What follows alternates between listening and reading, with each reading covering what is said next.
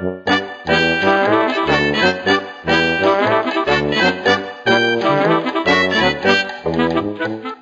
welcome back to This Old Airplane. I'm your host, John Gaertner, and today we're going to be taking a look at some of the parts that we received in December. As many of you know, we received two big crates of original Avro 504 parts, which we're now going to incorporate on the Avro that we're building in our shop. So just the other day we had time enough to start spreading stuff out and taking a close look at it.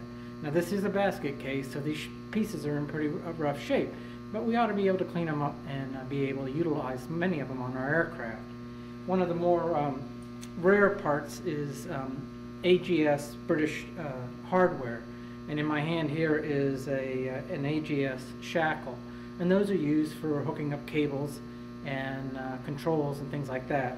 So we got a few of those, but I suspect we're going to end up having to make some new ones from scratch.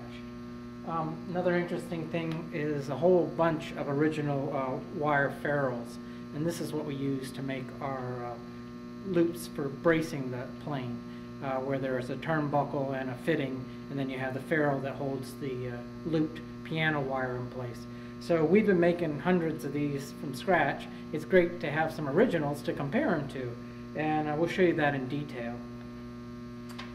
Going over the rest of the collection of stuff here, there are a whole lot of the original patented Avro style turnbuckles, both 5 and 4 millimeter.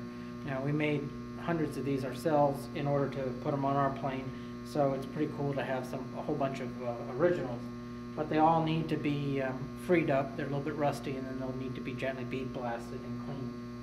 The other thing in here in the collection is a lot of BA eye bolts, and these are used as hinges for both the horizontal stabilizer elevator assembly and in the wings for, of course, the ailerons.